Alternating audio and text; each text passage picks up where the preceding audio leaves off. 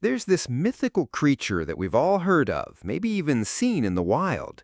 They look like us, they talk like us, but they've achieved a higher plane of existence.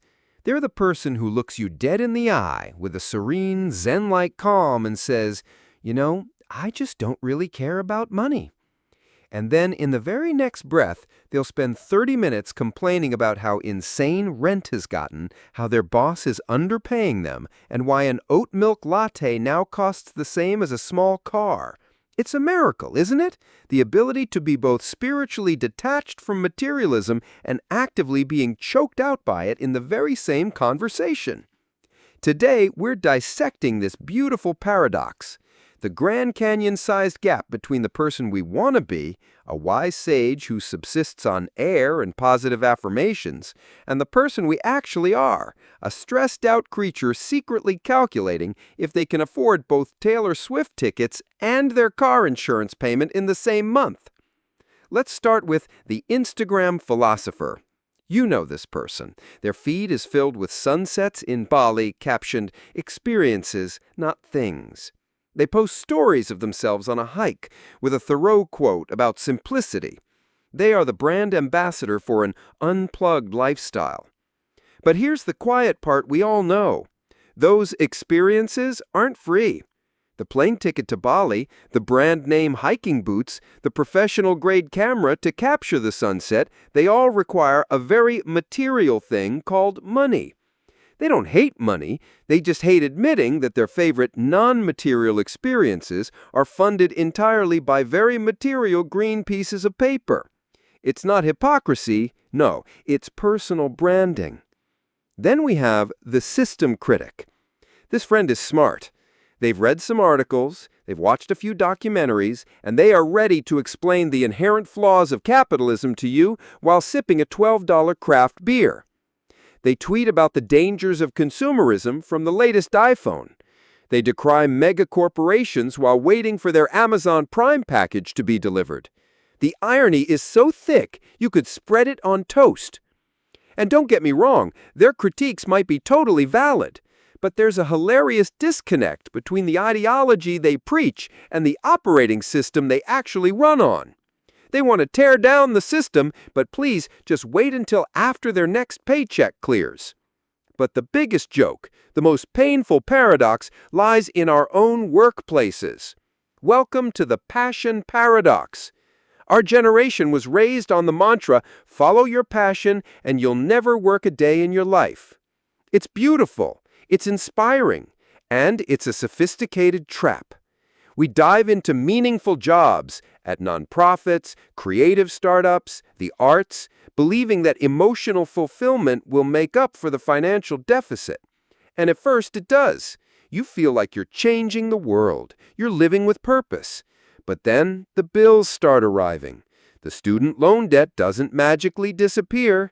Your landlord doesn't accept job satisfaction as a form of payment. And that's when the stress creeps in. You start to feel resentful. You love your job, but you also hate eating ramen for 3 nights in a row. You're passionate about the company's mission, but you're also secretly jealous of your friend in finance who just bought a condo. You tell people you're not in it for the money, and you genuinely believe it. But the anxiety that's eating you up inside, that feeling of insecurity about the future, is 100% about the money, or more accurately, the lack of it. So why do we do this? Why do we perform this complicated play? I think it's a couple of things. First, it's a defense mechanism. Admitting you care deeply about money can make you feel shallow, greedy, or like a failure if you don't have a lot of it. Saying I don't care is a way of protecting our ego. It's the adult equivalent of saying, I didn't want to go out with them anyway, after getting rejected. And second, we're getting it twisted. When we say, I don't care about money, what we probably mean is, I don't want money to be the only thing I care about. We don't want to be the person who sacrifices their health, relationships, and sanity just to hoard wealth.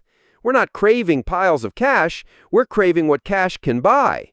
Freedom, security, and options.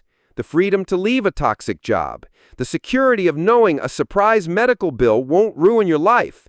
The option to pursue a passion without worrying about rent. Our stress doesn't really come from money itself. It comes from the conflict between the ideals we're taught and the reality of surviving in the system we live in. We're told to be dreamers, but also to pay our debts. We're told to find meaning, but also to make a living. So maybe it's time we stop lying to others and to ourselves. Maybe it's time to admit a simple truth. Money can't buy happiness, sure, but it can buy you the freedom to look for happiness on your own terms. It's a tool, not the destination, and there is nothing wrong with caring about the tool that helps you build your life. The next time you hear someone say, "I don't care about money," just smile, because you and I both know they're probably lying. Or maybe they just wish it were true. And the real question isn't whether you care about money or not. The real question is, how do you define rich for your own life, and what are you willing to trade for it?